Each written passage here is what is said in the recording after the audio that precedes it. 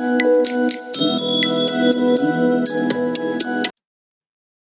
दोस्तों, मैं नवीन कुमार स्वागत करता हूं आपका आपके अपने चैनल अभ्यास मंत्र पे।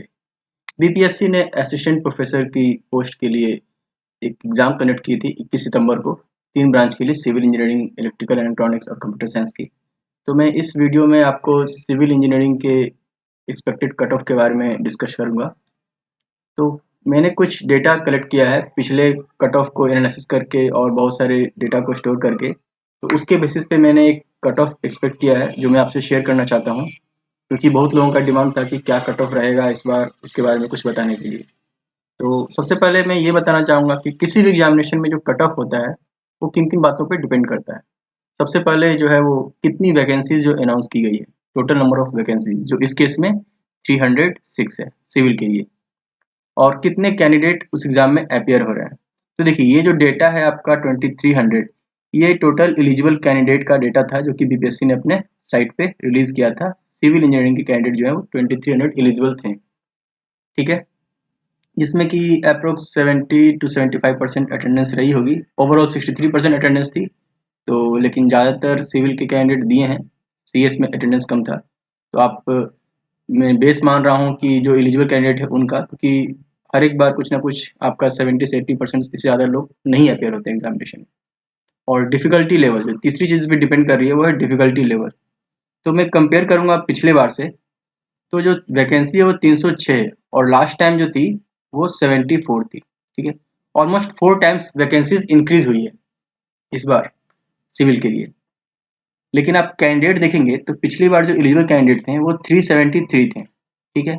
तो कैंडिडेट आप देखिएगा तो ऑलमोस्ट 6 टाइम्स इंक्रीज किए हैं, यानी कि आप नंबर ऑफ कैंडिडेट देखिएगा तो इंक्रीज हुई है पिछली बार से इस बार की वैकेंसीज में, ठीक है। वैकेंसीज भी इंक्रीज हुई हैं लेकिन कंपेरेटिवली कैंडिडेट ज़्यादा इंक्रीज हुए हैं। तो ये शो करता है कि आपका कट ऑफ पिछली बार के कंपेरिजन में ज़्यादा जा सकता है, ठीक है। ये तो होगी एक बात। सेकंड चीज़, डिफिकल्टी लेवल ऑलमोस्ट सेम ही है। पिछली बार भी मैथ के पेपर अच्छे थे, कैलकुलेटिव थे, इस बार भी हैं। तो इस बेसिस पे हम लोग देखेंगे। चलिए देखते हैं कि पिछली बार के सीट्स और इस बार के सीट्स में क्या डिफरेंसेस हैं। तो ये 2014 का मैट्रिक्स है जो सीट का दिया हुआ है कि जनरल में 36 सीट थे, एससी में 13 थे, एसटी में 1 थे, ईबीसी में 14, बीसी में 8, बीसीएल की 2 है, मतलब फीमेल बीसी कैटेगरी की 2 सीट थी, और टोटल 74 सीट्स थे। ये 2014 की वैकेंसी है, ठीक है। कंपेयर करते हैं 2020 से, तो यहाँ पर जनरल की 123 है, ईडब्ल्यूएस की 31 है, एससी की 48, एसटी की 3, ईबीसी की 58, बीसी की 34 और बीसीएल की 9। टोटल 306 सीट्स हैं। तो देखिए एक फैक्टर आप यहाँ पे देख पा रहे होंगे कि ये जो ईडब्ल्यूएस कैटेगरी है ये इस बार एक नया ऐड हो चुका है। 2014 की वैकेंसी में ईडब्ल्यूएस कैटेगरी नहीं था। तो ये ईडब्ल्यूएस कैटेगरी जो है वो जनरल से कट कर आता है सीट, ठीक है। तो आप कह सकते हैं कि अनरिजर्व जो कैटेगरी है उसकी कट ऑफ पिछले बार से 2 कारणों से इंक्रीज हो सकती है। पिछली बार 50% कट ऑफ थी, तो इस बार इंक्रीज इसलिए हो सकती है, एक तो नंबर ऑफ कैंडिडेट ज़्यादा है, दूसरी बात जो सीट्स का रेशियो है वो पिछली बार से कम है, ठीक है। तो नेक्स्ट देखते हैं जो मिनिमम क्वालिफाइंग मार्क्स।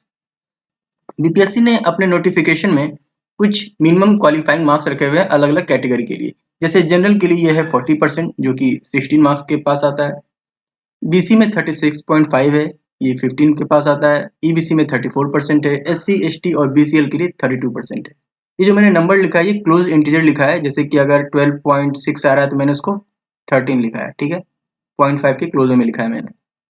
तो आप ये एक्सपेक्ट कर सकते हैं कि इतने मिनिमम मार्क्स तो एटलीस्ट आपको लाने ही होंगे, ठीक है, तभी आप क्वालिफाई करेंगे। इसमें 0.5 की प्लस माइनस हो सकती है, जैसे कि मान लीजिए अगर 12.5 भी हो सकता है अगर कैंडिडेट नहीं पूर रहे हैं तो, ठीक है, लेकिन आपको इतना एटलीस्ट लाना पड़ेगा।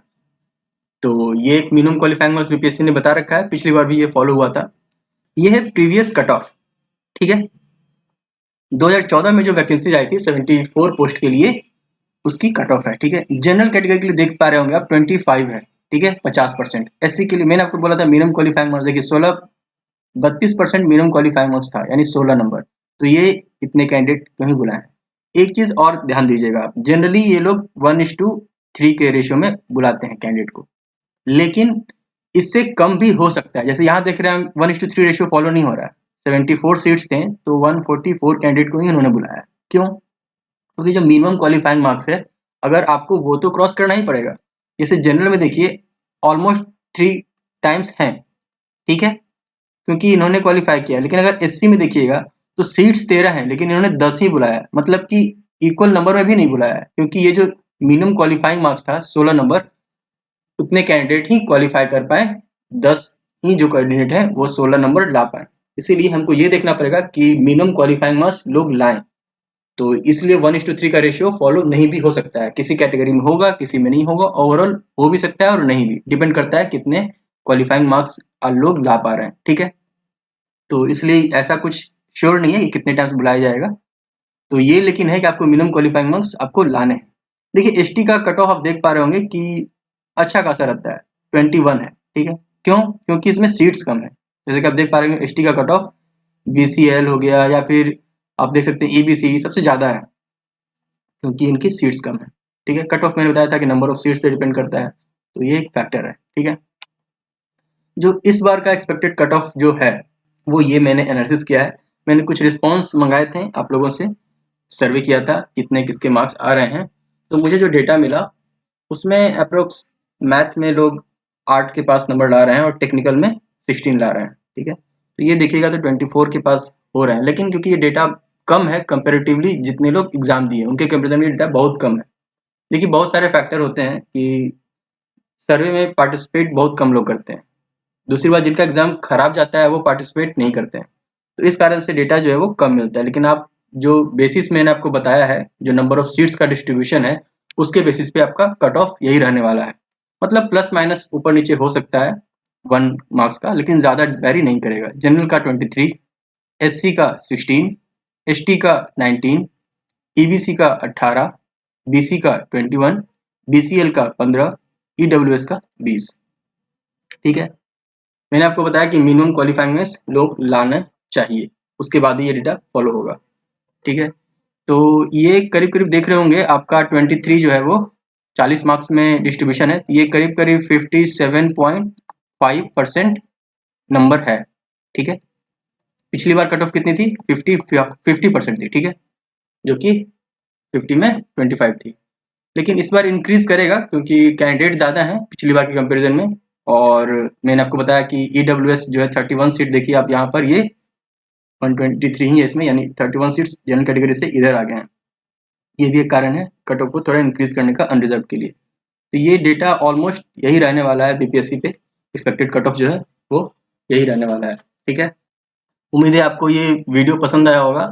देखिए कुछ लोग मुझसे सहमत हो भी सकते हैं, कुछ लोग नहीं भी हो सकते हैं, तो इसमें आपस में झगड़ने की बात नहीं है। बीपीएससी कुछ दिनों में रिजल्ट जाहिर कर ही देगी, लेकिन ये उनके लिए जो लोग ये क्वेरी कर रहे थे, जिनको ये उम्मीद था कि क्या कट ऑफ जाएगा, उनको जानने की इच्छा थी, मैंने उनके लिए कट ऑफ बता दिया है।